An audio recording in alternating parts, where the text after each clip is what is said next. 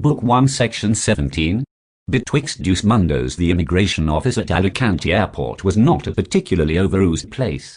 Despite the endless influx of planes from the islands full of disembarking young, and not so young passengers keen to enjoy the liquid refreshments the city has to offer, the very fact that the city had built its reputation on being a bastion of affordable leisure perpetuated a bilateral agreement which seemed to have as its main clause, "You bring the drinkers and we'll take the money." Graham, Benny, Zippy and Gore have been brought to this place, not for a rummaging over or the plastic glove treatment, but merely as a stopgap between the world they have left behind and the new one which they are about to enter. Questions will be asked, though it should be pointed out that these questions are ostensibly for the benefit of the questioner and the reader so that these elements in the story can allow themselves to complete the mental picture they have constructed of the four main characters of this text. As they have been quaffing heartily aboard the plane, we shall continue to supply them with beverages for the duration of this interrogation. Some have come close to dozing during the journey, and removing the incentive of alcohol from them could be counterproductive in terms of the expectation we have for their answers. By the use of this ingenious literary vehicle, the writer also avoids having to do a scene of baggage reclaim. The boys' bags will be brought directly to the room, and a hired vehicle shall take them to their 5-star lodgings. Enter Graham, Benny, Zippy and Gore accompanied by 2 British Airways ground staff and an employee of Alicante Airport. 4 reasonably comfortable-looking chairs are placed before a trestle table that has 3 less comfortable ones behind it. The airline staff indicate to the 4 that they be seated, and the employee pours them the same drinks that they were enjoying on the plane, only in a colder, larger form. One of the 2 British Airways staff is a good friend of the young ladies recently befriended by Benny aboard flight BA 718, though this is unknown to him and his answers may well be related to her friends should their good reputation be put in doubt. The other is simply a rather renowned gossip in the area. Once seated, our heroes are informed of their situation in no way corresponding to a lack of desire on behalf of the community of Valencia not to extend to the warmest of welcomes, as all would concur that they have seen a lot worse over the years. Once their levels of comfort have been ascertained as those acceptable for the commencement of questioning, it is decided that there is no better thing to do than crack on. Lady BA ground staff. Gentlemen, as you are aware, we have brought you here with no desire to cast aspersions on the nature of your business, or indeed to what we owe your presence here. We simply thought that it may be beneficial for all involved to get a deeper insight of what the change signifies for you individually and what you consider your own personal expectations to be in both the short and long term. We would like you to answer candidly, and in turn, focusing on your feelings now and where you see yourself in, say, 5 years. With that, we shall leave you the floor, safe in the knowledge that your responses are merely for informative purposes. Whenever you are ready, we would be delighted to listen to you. She gestures at one of them. Begin, Benny. Well, Benny barely finishes vocalizing the useful utterance we know as well when he takes a big gulp of his drink, making it clear that he is to go first, and that interruptions from now on would be in the very worst of taste. From my own personal point of view, I consider the change to represent both a culmination and a return. By that I mean that I feel confident that our talents have been wisely employed in our previous habitat, and here we will be able to use these well-honed skills to a greater extent. In this case for the benefit of our new employees instead of to their detriment as was happening in Luton. I firmly believe this to be a land of opportunity, both inside and outside the framework of legality. We are ambitious and accomplished, and I, for one, expect that to be recognized in the remuneration of our services. From what we have been told by the funeral director, the opportunities are here. It is well known that he and his employers are content with our modus operandi, yet at the same time recognize that life does not always deal you the perfect hand. Therefore, you have to have a few spare cards lying about. They have seen that we have had our setbacks, though I do feel that these setbacks have been taken on board, and, in the majority of the cases, we have learned from them and improved. He takes another big gulp, and, seeing his audience beckons him to continue, does just that. When you get to your mid-30s, it is important to have a clear focus. That was what was lacking in Luton, not due to our inability to focus on the task in hand, rather that our working situation made it impossible for us to continue. By removing the ambition that was for so long our driving force, by forcing us to work in areas where our cultivated minds were superfluous, it was inevitable that laziness would creep in. I have always believed that the secret of being a good boss is not in how loud you shout, rather how loud you praise and how well you make the people below you see that their mistakes form part of their own personal learning curve. I know I have things to learn and am anxious to learn, to perfect the craft, the idealistic art form that is our work. I would not be telling you the whole truth either if I omitted the fact that the area does have something of a reputation for having a rather enjoyable social scene, and as perhaps has been documented hitherto in the text, we do like a drink, and hope to find other people who like a drink too. Added to that is the fact that the birds should have better tans round here, and I've always liked that. So, short term, fun, fanny and a fair few quid. Long term is not my forte. Who knows what could happen in 5 years? We will have to accept that we will be 40 then, and maybe it will be times for the values to change. Perhaps settling down may be an issue. Perhaps even young Kylie and her mother might come over. Then again, I've missed so much of it so far that it might just be simpler to start again from the beginning. Benny makes it clear that he has finished, and lighting a cigarette, offers the floor to the next taker. Graham sees it as a chance to out-articulate Benny, even though he does admit that he did do a good job until the final 2 outbursts, which left his personality rather in evidence. Whilst thinking of witty opening to make it clear to the Lady BA ground staff that she should in no way consider any other member of the party than him, he remembered Hillary, and the moment was lost to Zippy. Zippy. In many ways I agree with the majority of what Benny has just said. The change represents the ideal of what our lives could be, and now there is a real feeling that this could come true.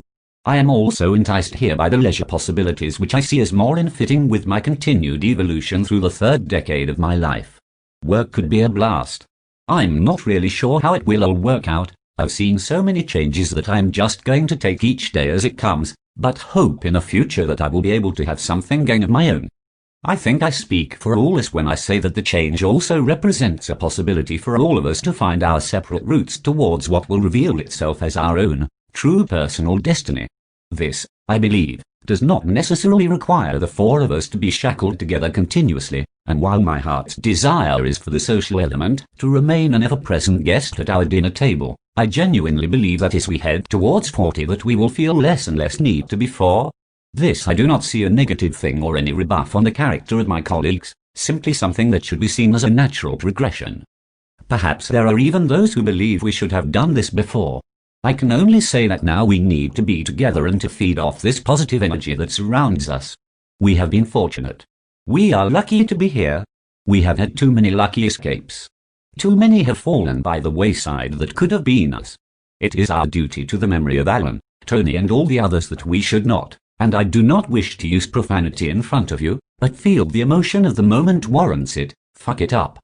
I'd also quite like to learn Spanish, though that could prove difficult, marry a dark and sultry princess, and try out the coke round here. Hopefully in the next few hours, the coke not the language and princess bit. He took a drink from the glass that was now required to be filled again. Both a ground staff compared their notes so far, which would constitute the minutes of the meeting. Both had been pleasantly surprised by the 2 monologues they had heard, if not in their entirety. Both had showed their true colours at the end, and thereby suggested what they had given had been nothing more than a rather spontaneous yet well-played rubric that they had had floating round in their heads.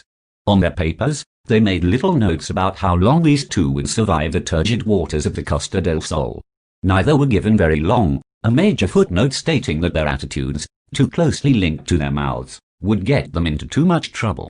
Breaking protocol, they suggested that Gore go next. Gore?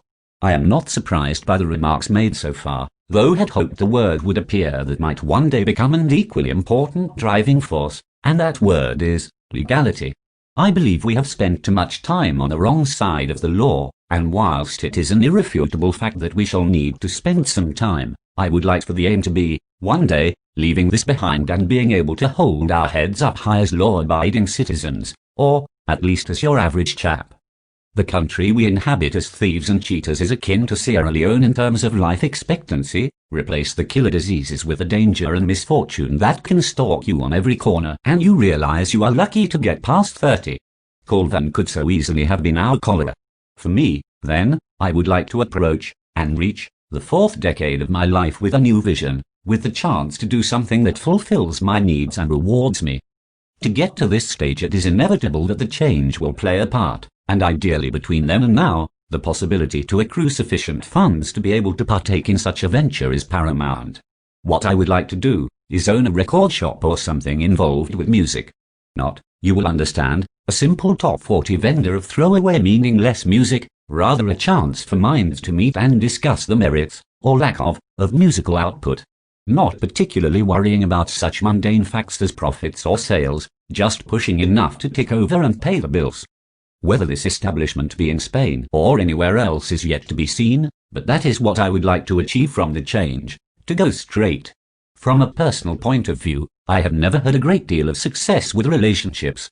Perhaps this is interlinked to my insecurity about the future, as the work we are involved in does not inspire people to take out more than one library book, let alone involve oneself in such things as parenting. Therefore, for this to change, the legal aspect of our work must be something to be considered if I am to embark on this desired road. I've always seen myself annoying my offspring by criticizing their music and attempting to change their tastes. I consider myself to have the qualities needed to be a good father, though I must insist that this can only become an option when the shackles of our labor have been removed.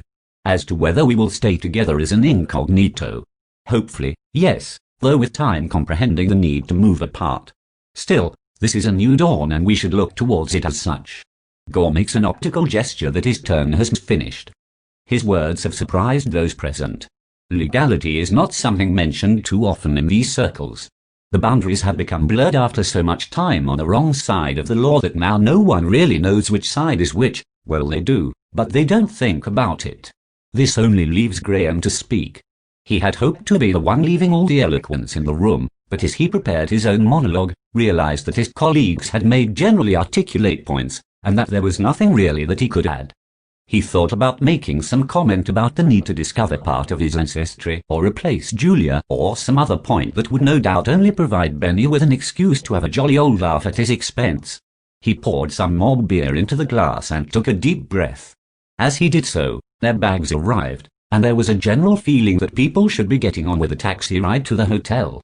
He had missed the opportunity, and now everyone was anxious to get on with the day's tasks. It was gone 5 in the afternoon. The ground staff had work to do. The other 3 were keen to get to the hotel, freshen up and enjoy a night on the tiles, though Graham was determined to have his say. Graham. Indeed, some interesting points have been made. I'm not sure how much I can add to them without wallowing in the domain of repetition, though I shall try. Ideally. With that the Lady B. A ground staff gave a rather apologetic look and informed the boys that a taxi was waiting to take them a nice hotel on the promenade, which had been organized by the good people at the airport. She assured Graham that he would have the opportunity to speak at a later juncture, but that most of their questions had been answered. Graham felt aggrieved, but made a modest attempt not to show it, indeed thanking them for the opportunity to express themselves and hoping that their answers had given them some food for thought. All got up to leave, hands were shook, goodbyes were made as the 4 were led out into the airport car park, taking in for the first time the bright sunlight that was beating down upon them. As they crossed the road and had their first beep off a Spanish driver for not looking the right way as they crossed, they entered the taxi and were soon heading into town. The change had begun. End of Book 1.